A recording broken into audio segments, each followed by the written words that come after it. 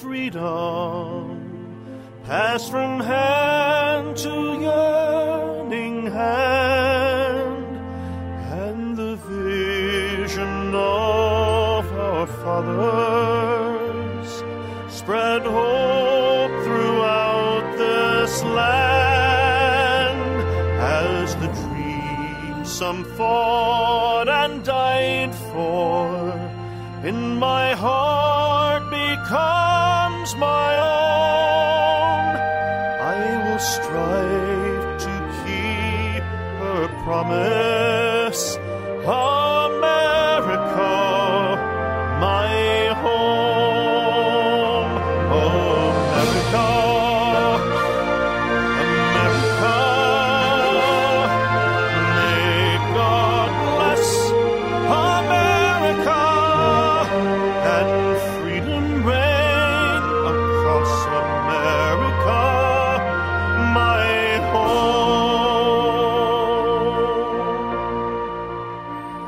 From the shorelines to the prairies, to the cities great and small, we have reaped the fruits of justice and liberty for all.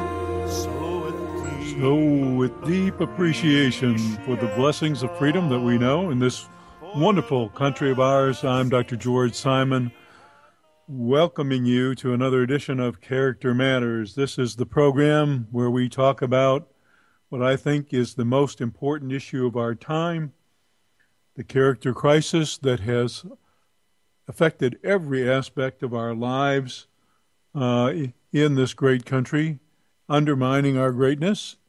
As a matter of fact, I challenge anyone out there in the listening audience tonight to just think of any situation, just think of any aspect of our society or our culture or any problems that we face that can't in some way be connected to the character crisis that we have been in for the past few decades or so. And I'll do my best to show the connection and why it's so important that we address it, face it, and overcome it if we're to restore the greatness that we once enjoyed as a nation. And I also invite you to avail yourselves of my books, In Sheep's Clothing, Understanding and Dealing with Manipulative People, the go-to book on manipulative characters, covertly aggressive characters, I call them, the folks that make you feel crazy because you know very well that they're trying to get the better of you, but you can't put your finger on exactly what they're doing or how they manage to do it. They look real good on the outside and sometimes can make favorable impressions on people, but yet you know underneath it all they are not who they appear to be. And In Sheep's Clothing tells you all about understanding these types of character and how to deal with them effectively and empower yourself in your relationship with them, as well as with all kinds of other problem characters. And then my other book, Character Disturbance, The Phenomenon of Our Age, which is a broader look at the character issues facing us and how to recognize them and how to deal with them, and what it would look like if you were to get the right kind of help in dealing with a problem character in your life. Character Disturbance is the book for you. Then I also have the book, The Judas Syndrome. All these books, by the way, are available at Amazon, BarnesandNoble.com, iBooks. Any of your local bookstores can get it if they don't already have it.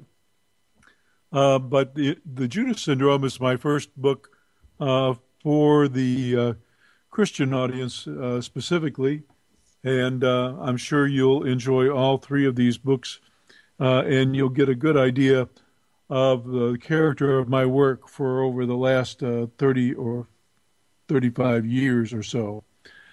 I want to invite all of you to participate in the program tonight. We're going to have kind of an open forum tonight. I don't have a specific agenda that I want to discuss tonight. I have a few things I'd like to share with you, a few things that occurred this past week that I'd like to share, but I don't have any particular agenda that I want to cover tonight. So I invite you to join the discussion and talk about whatever you want or ask any questions that you might have at 718-717-8296. That's 718-717-8296. I'll be giving the phone number out quite frequently during the program today because I welcome any questions or comments from you in the listening audience. I have several things posted online. Once again, I posted on the series about character disturbance and the interplay between character disturbance and substance abuse problems, and the special problems that folks with significant disturbances of character who also have a tendency to abuse substances, the special problems that they pose for their families trying to get them help, the special considerations that need to be made when they enter recovery and rehabilitation programs. I just concluded the series on that on my blog at manipulative-people.com. That's www.manipulative-people.com. You'll find hundreds of helpful articles there, expanding on topics that I mentioned in my books. And you'll also find some interesting posts that I've written for another blog at www.counselingresource.com. That's counselingresource.com. So I invite you to mosey on over there through your Google browser or your Chrome browser or your Safari or Internet Explorer browser.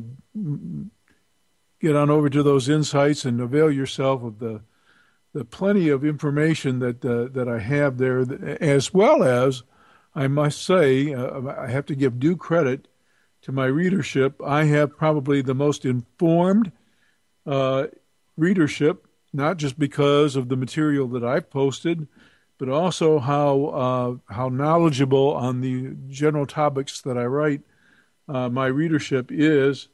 And they have many helpful comments, share many stories, give each other helpful advice.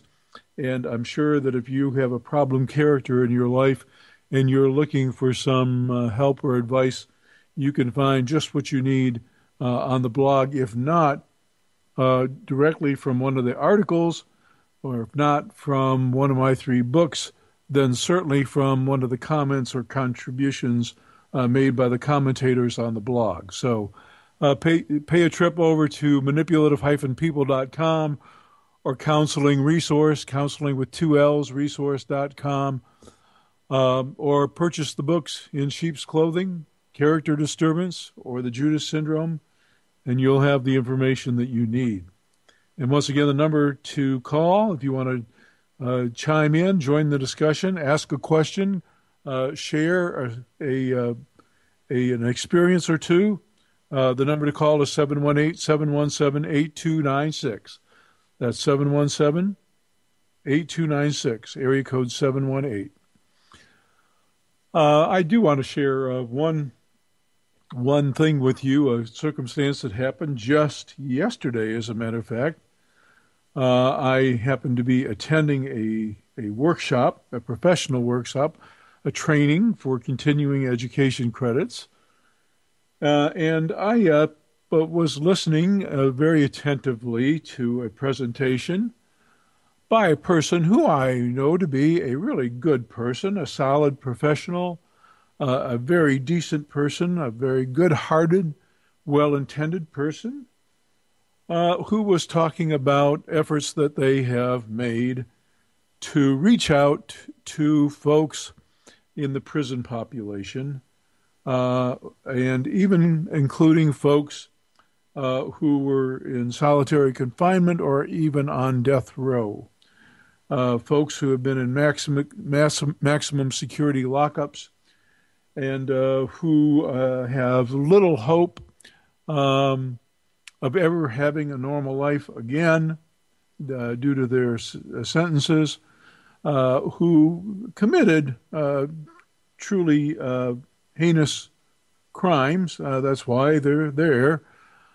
But who, in many cases, had not all of the opportunities or not all of the breaks that most of us would consider uh, pretty standard in life, and unfortunately are now spending time because of some things that they did that earned them the privilege of uh, intensive confinement, maximum security confinement in one of our prisons.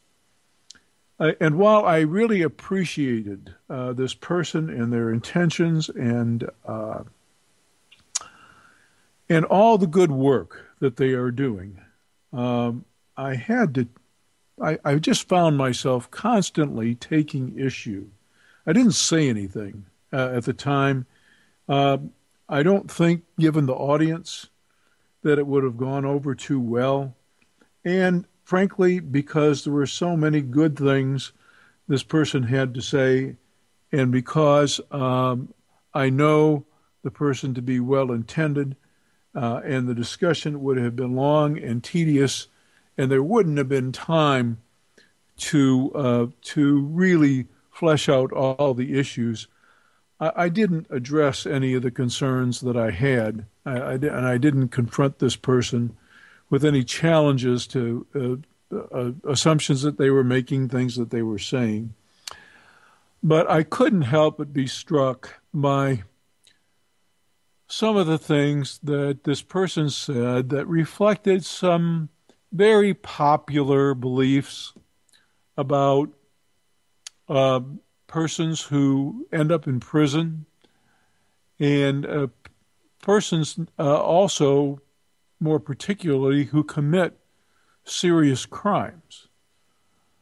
Um, and I, and I just I had to take issue because some of these conceptualizations that we have, some of these conceptions that we have, these perceptions about what causes people to do bad things, seriously bad things. Some of these beliefs that we hold are actually, even though they're well intended, they're actually quite dangerous. And by perpetuating some of these beliefs, we actually do a disservice to the cause of trying to make a difference. And there are two things basically that I took issue with that this person had to say. One was the idea that the causality for these horrendous behaviors that warranted these persons a position on death row or solitary confinement in a maximum security prison, that the reasons, the causal reasons that they were there and in that circumstance was because of their disadvantagement. That this is the reason they're there. And I took issue with it for one big reason. While there is some truth to the notion that disadvantaged people end up in prison at a far higher rate, there are people in this world who do heinous things every day, who even are responsible for the deaths of people, who, because of their position, their power, their influence, and most often their money, don't end up in prison. So that little piece of what this woman was trying to say is true. You're at a big disadvantage if you're a disadvantaged person when it comes to where you will end up if you do bad things. However, where I take issue and where we need to be very careful, because this is such a widespread erroneous belief, and it's dangerous thinking. I can't stress that enough. It's dangerous thinking.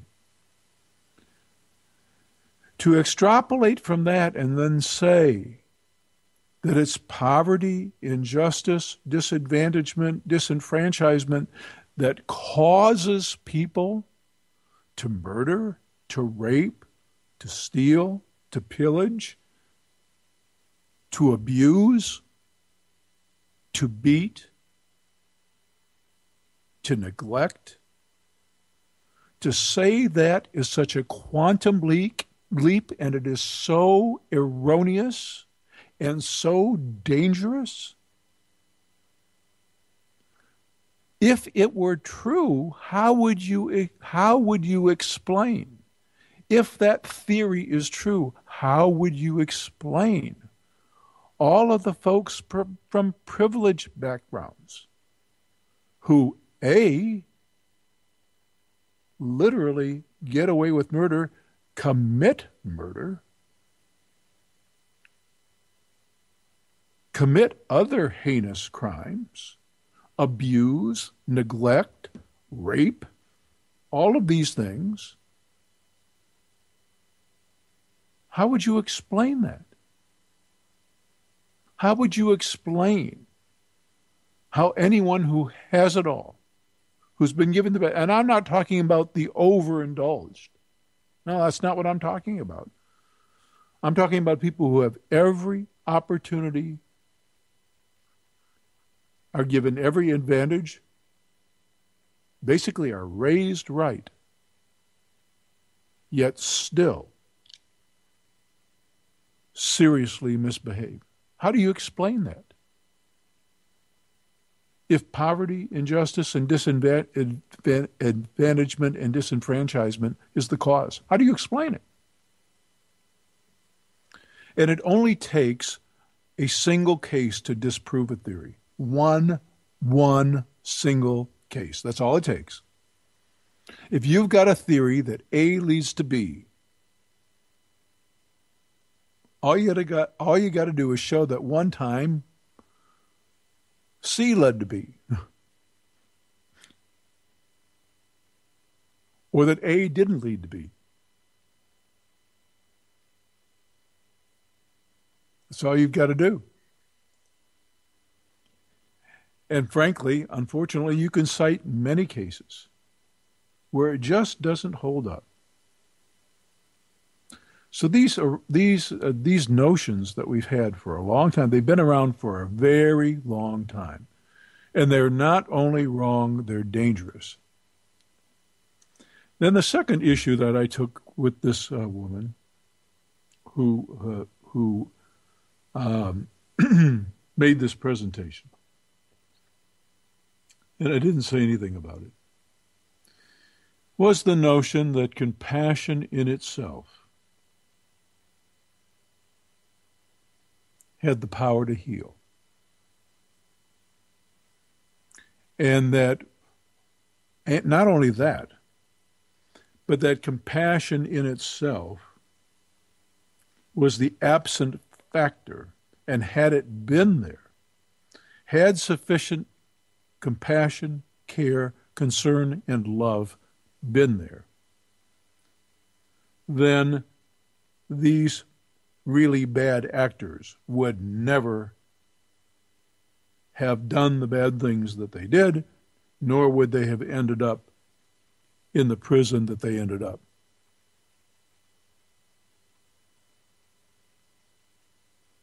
And I took issue with that for two reasons.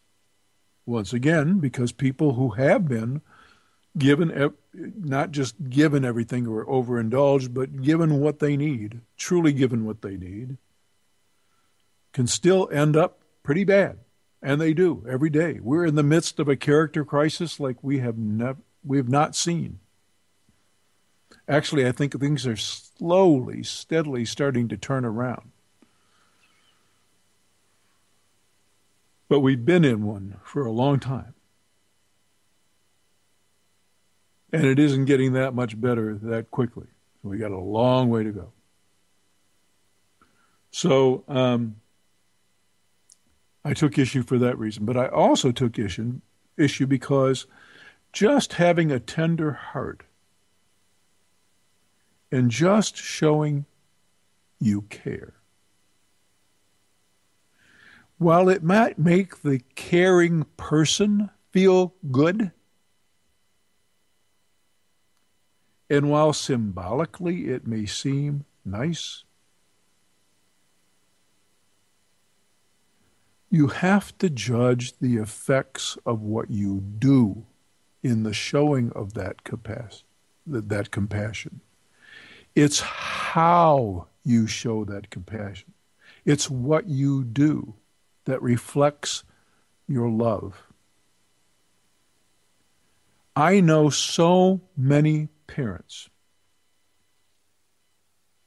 who truly love their children, truly love them deeply, but don't know how to love them when it comes to the discipline that child needs. So for all the love that they hold in their heart and for all of the affection that they express, when they don't give that child the guidance the child needs, when they don't display tough love when they need to, when they don't know how to do it, then the child can still end up a mess. Caring is not enough. And not only that, how you show your caring really matters. And as I listened to this person describe how they did it, how they gave these people who need a lot because they're seriously character impaired. When I listened to this person describe how they expressed their compassion, something in me was just really unnerved. And with all due respect, I sincerely believe in the noble intentions of this person. But with all due respect, I have to say that it is more, perhaps, about that person feeling good about what they are doing on someone else's behalf than the genuine impact that it can truly have on an impaired character who really needs a major attitude shift.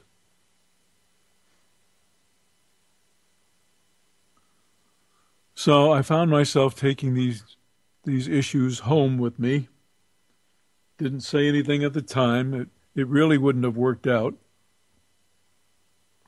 So for practical reasons, I didn't do it then.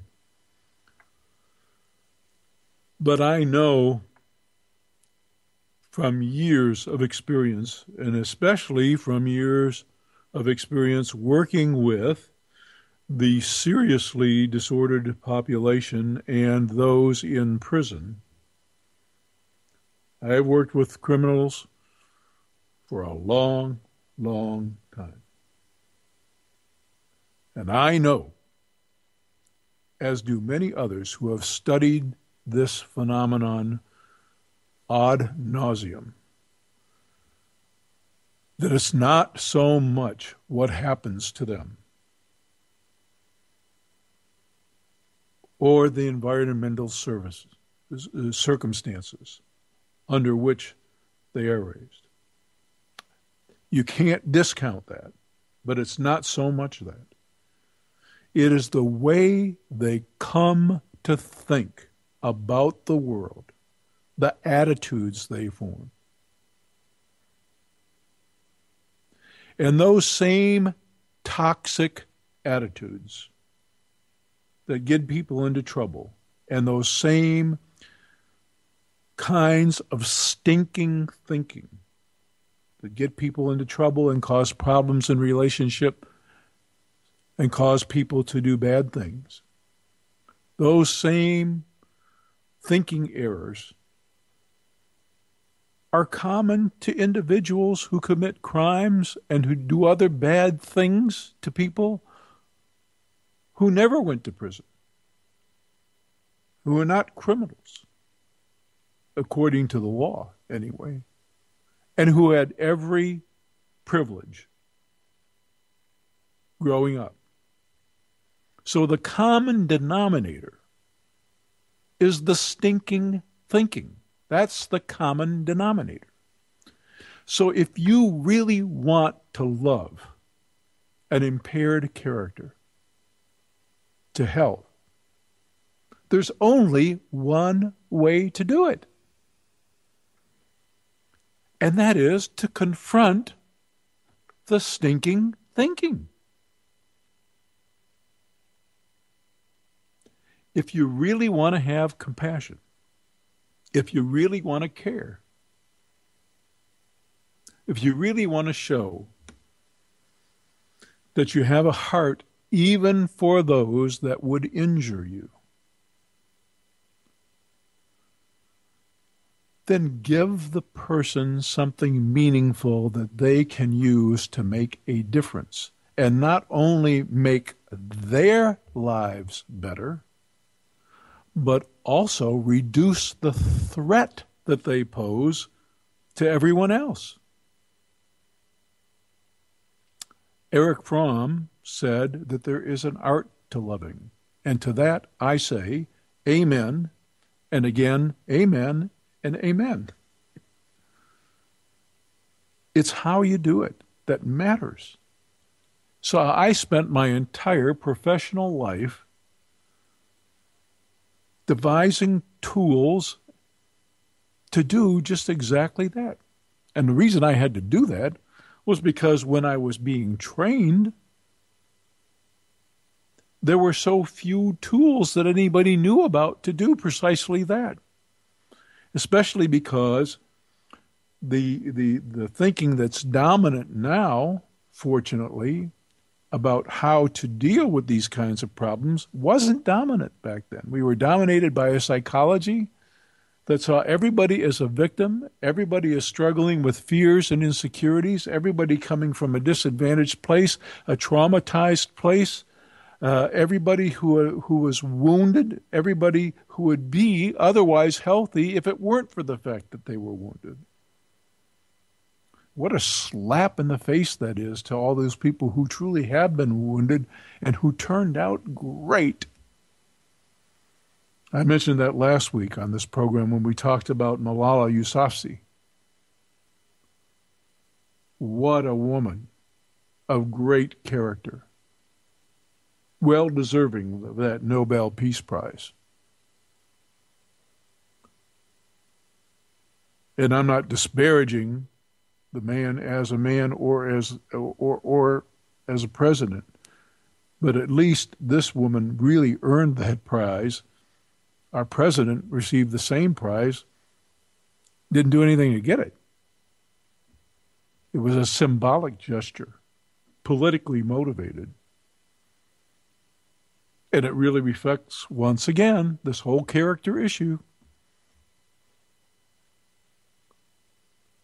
So, at any rate, that's the story I wanted to share with you and why I wanted to share it. But like I said, I don't have any agenda for tonight's show. Really, it's open to any discussion, any issue, any questions you have. Give us a call at 718-717-8296. I'm happy to take your call, happy to discuss anything with you want to discuss, happy to answer any question you have. Maybe you just have a situation you'd like to share that you think the listening audience would like to hear. Maybe you have a story to share. Um, if you do, give us a call at 718-717-8296. That's 718-717-8296. So I went to that workshop, uh, had that response to that one presentation.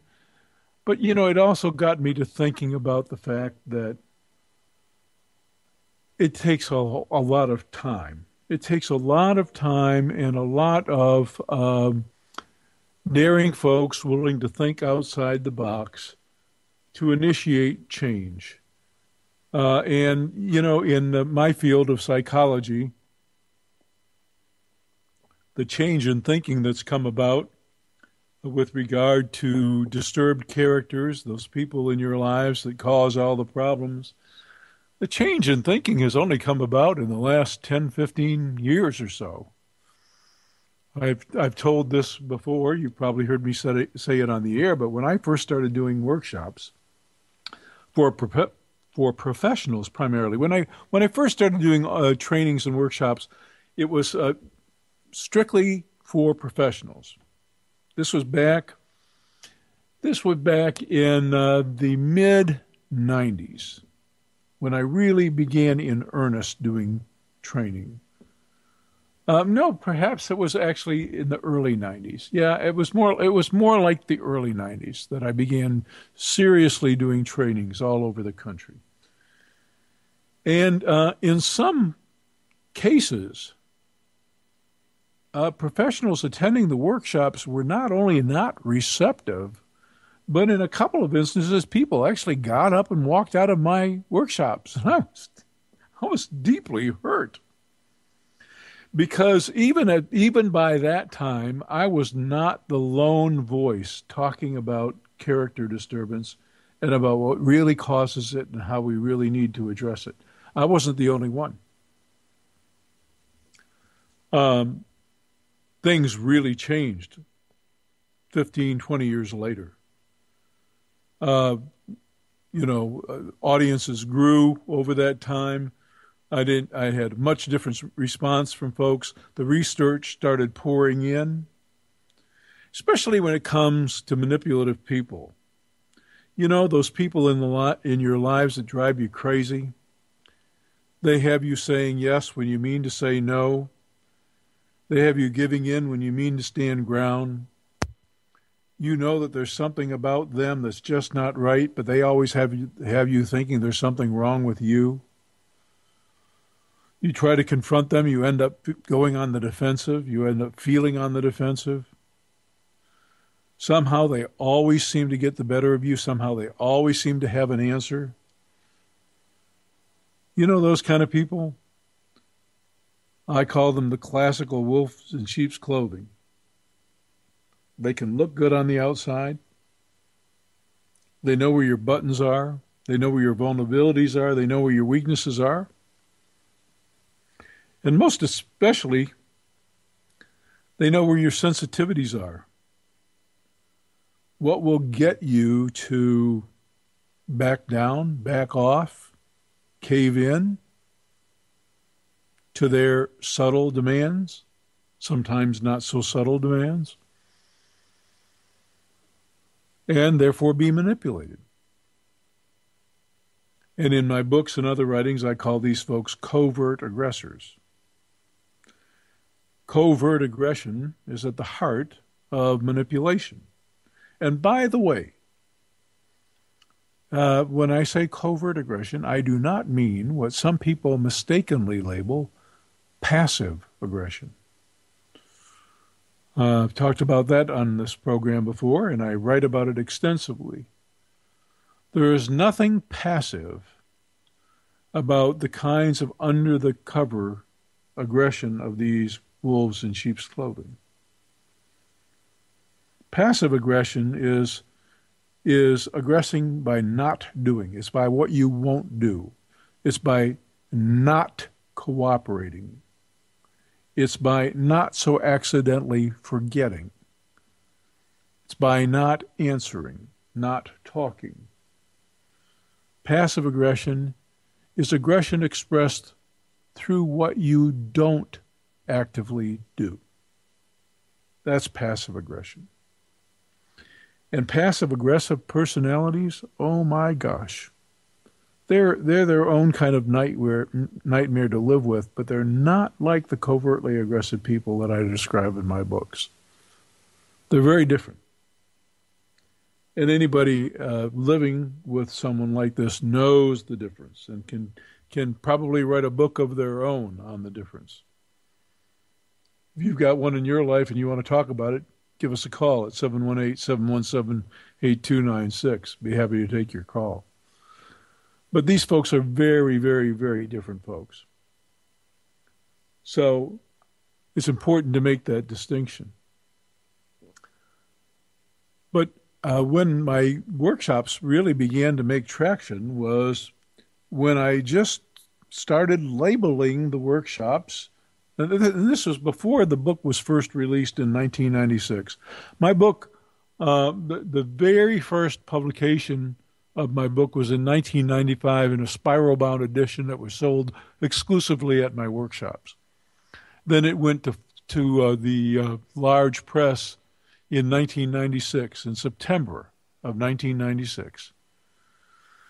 So this September was its 18th anniversary in wide distribution and its 19th anniversary in print.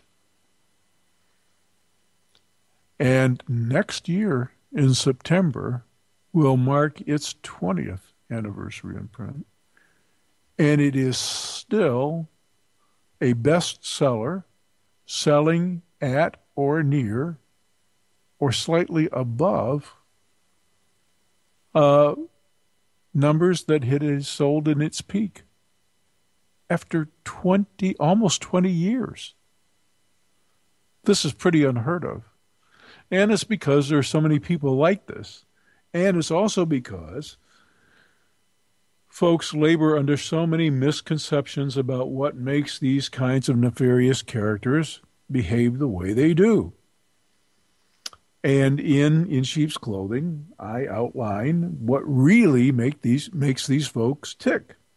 And once you get it, once you understand what really makes them tick, how they operate, why they do the things they do, what they really do to get the wool pulled over your eyes, how they manage to do it, the tactics they use to sway you, to get you to back down when you want to stand ground, to get you to cave in when you need to stay, to fight for your rights, to capitulate to their not so subtle demands. Once you understand how they do it, what they're up to, what they're really like underneath that facade that they can sometimes paint, where they can look so good and curry so many people's favor, they make you feel like you're the crazy one for not liking them or for being tormented by them. Once you see them for who they are and understand how they operate, everything changes. Everything changes. There's a change of perspective that does it all. And so that's what my groundbreaking work was able to do for a lot of folks. And that spurred kind of a mini revolution. And I am so grateful. First of all, I'm grateful for the insights that came the hard way, years of experience, countless victims. I remember I so vividly remember all the fine instruction that I got at the hands of victims. And I remember this one woman who came in, husband a philanderer, substance abuser, schmoozer, could sell a refrigerator to an Eskimo. And this woman was depressed. I didn't know anything about the manipulator in her life when I met this woman. I only knew that she was depressed. She taught me three things almost immediately that were such a godsend, literally, to my work, that they totally revolutionized my outlook. Because I tried the traditional avenues of support to assist this woman, and in the way of giving her support, they worked. I mean, I was trained, just like most therapists, to provide that empathic ear, to let people vent, to share their stories, to tell their stories, to flesh out their issues, many of which are unconscious to them, to set an atmosphere in which they feel comfortable revealing their innermost conflicts and concerns, and to feel supported. And I did that just fine. However, this woman needed more from me. She needed to be empowered. She needed tools. She needed to know the way out of this toxic relationship without just simply splitting. Sometimes that's necessary. Sometimes that's necessary. But sometimes the person with a character disturbance is not so severely impaired that they can't be dealt with. But you have to know how. Otherwise, they're going to keep running over you, manipulating you, conning you. So she needed more than I could give her, so she taught me. She taught me so many lessons. And the one thing she taught me that I carried with me forever, and I'm so grateful for this, and I write about this in both, actually in all three books. And I stress this at workshops whenever I do them. And I've written many articles on the internet, both on my manipulative-people blog and the counselingresource.com blog. She taught me the formula for depression in a way that validated what researchers were trying to tell us for many years about depression and how it can develop. Some landmark research was done with animals. And the paradigm of the research was called learned helplessness. The learned helplessness paradigm was a paradigm in which you set up a situation in a laboratory experiment whereby the animal under study faced a situation in which nothing they did appeared to make a difference. They would try and try and try to make a situation better, but just couldn't do it. Nothing they did made a difference. And eventually this led to them feeling helpless. And eventually that helplessness, or that sense of helplessness, led to a feeling of hopelessness. In other words, if nothing I do makes a difference, what's the use? I just give up trying. I become despondent. I throw in the towel. I give up the fight. And I feel powerless. I have no sense of personal efficacy.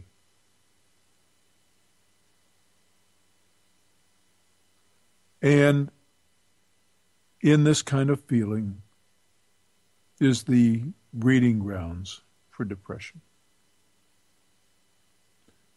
Because what the person who faces a situation like that where nothing they do seems to make a difference, their first response is anger and frustration.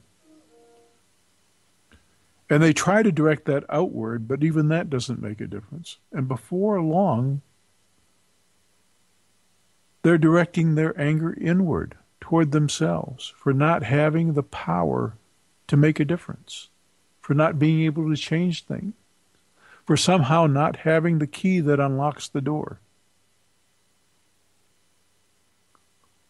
So they basically get down on themselves, direct their anger toward themselves, and become depressed. This is how it happens. She taught me this. So I, knowing that Fromm was right, and like I took issue with this lady who I spoke about earlier, who gave this talk on compassion, I knew that in order to truly care well and appropriately for this person, I would have to work with her toward her empowerment. And to do that, I would need to be able to give her some tools that she could use to empower herself. Some things that she could do that would make a difference.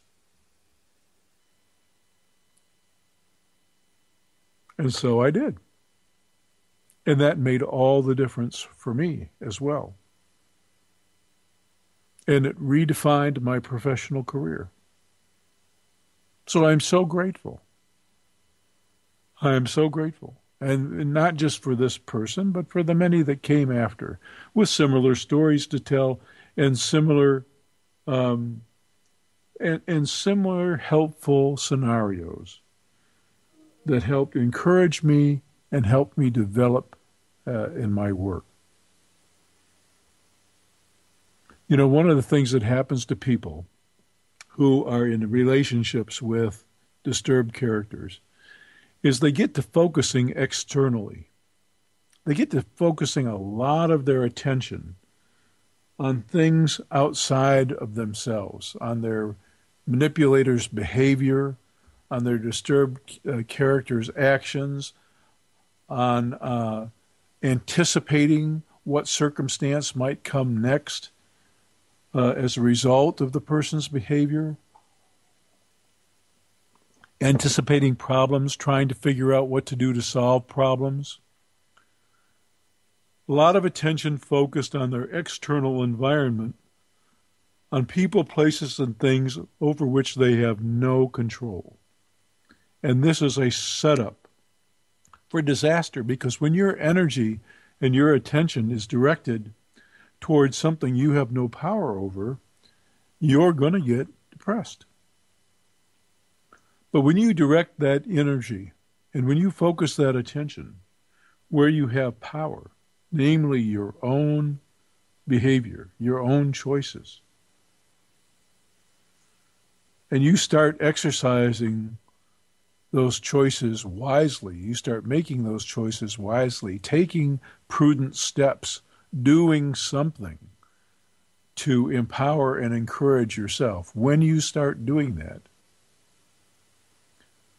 when you do that repeatedly, it's a game changer.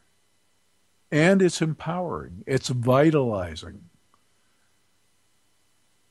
It helps you put the energy back into yourself instead of expending it futilely and becoming depressed. It's empowering and energizing. So in my book, In Sheep's Clothing, I was careful to include what I'd come to learn as 12 tools of personal empowerment. These are bits of advice that anyone can do to empower themselves in relationships with any problematic character out there, not just manipulators, but especially manipulators. The folks that like to get the better of you and look good while doing it.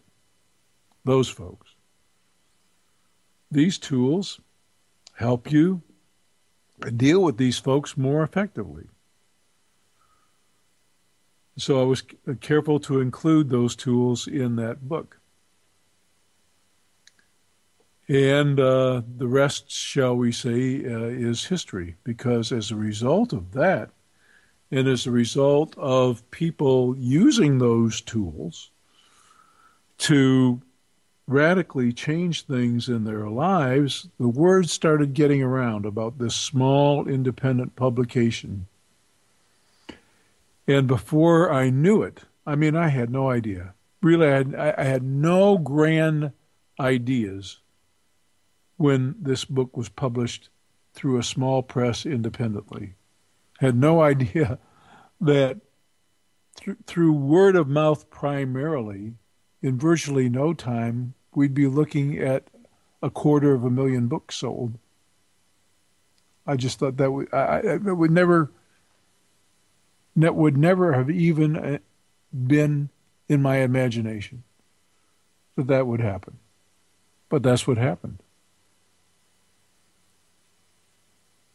And I think that there were two things responsible for that. One is that people needed to have this framework for understanding people, a new framework that went against the old notion that everybody's struggling with fears and insecurities, everybody's got low self-esteem underneath, everybody's compensating for something, everybody's coming from a disadvantaged place. If they're mistreating you, if they're abusing you, if they're behaving in irresponsible ways, it's because of some trauma in their past. It's because of something bad that happened to them. It's because of their insecurity. I even heard a radio talk show host who I really, actually otherwise admire in many ways, talking on his program the other day about some arrogant person that he knew at work, and make the ready assumption that underneath that arrogance must lie insecurity. These were traditional notions arising out of traditional psychological theories originating in the Victorian era. And there is some truth to these notions in some cases, but in our age of character disturbance, these notions are not only incorrect, but they are dangerous in that they're disempowering. You cannot assume these kinds of things anymore. And as a matter of fact, if you do assume these kinds of things, you're automatically at a disadvantage with the person who's trying to play you. There are actually some people on this planet who really, truly do think they're all that. And they're not compensating for anything. And sometimes they even really have a whole lot going for them, and a heck of a lot of achievement under their belt. So in some ways, they have every right to think of themselves as one big, important so-and-so. And in other cases, they don't. And yet they still feel like they're all that. But whether they have some legitimate basis for it or not, the point is that these days there are people on this earth, and they're difficult to deal with, and they sure are living nightmare to live with, who really do sincerely believe that they're all that. It's the way they think about themselves, it's the attitude that they have that is the problem, and it's sincere. It's not a compensation for anything. It's not a put-on. It's not a facade.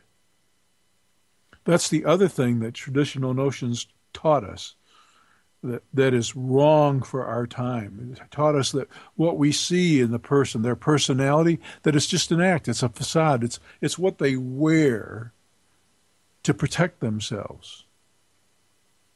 Who they really are underneath is something different.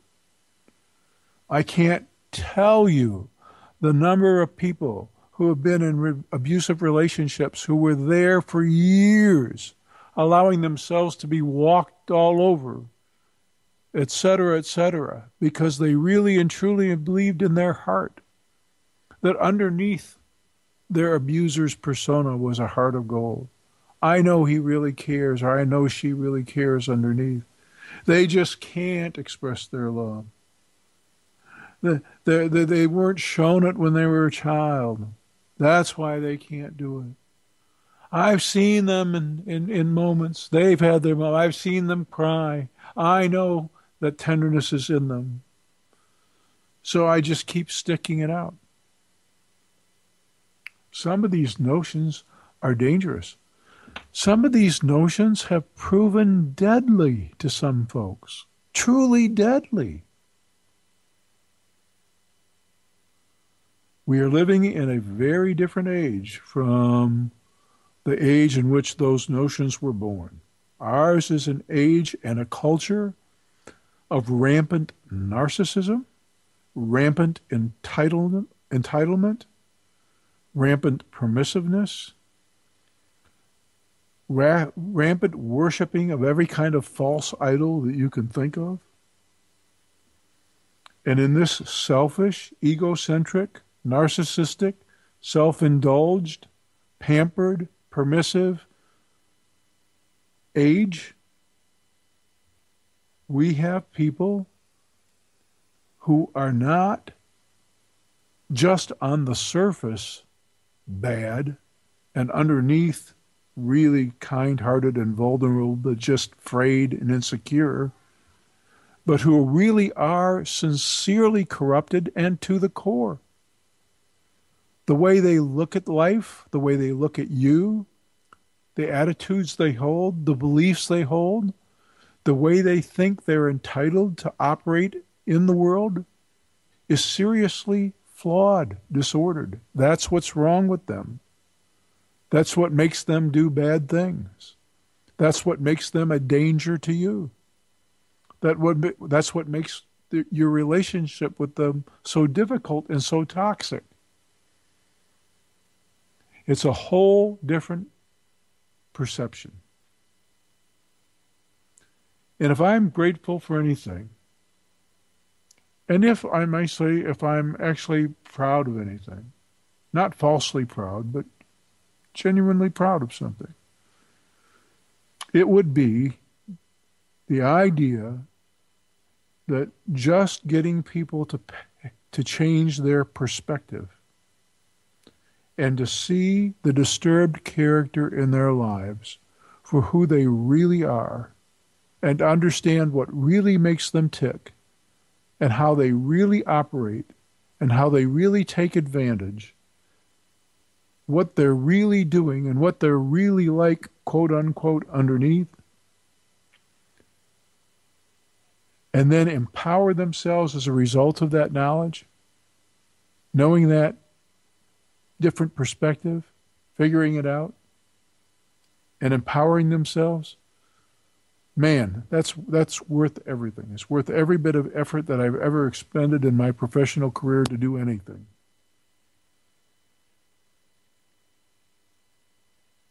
So, once again, I'm going to invite you to visit my blogs and read the articles. A great resource for dealing with all the problem characters in your life at manipulative-people.com and at counselingresource.com with 2 L's, Counseling Resource. And I invite you again to tune in to Character Matters every Sunday at 7 Eastern Time, where we'll talk about what really matters. Character matters, because it will restore the greatness of our country. So join me next week for another edition. I'll see you then.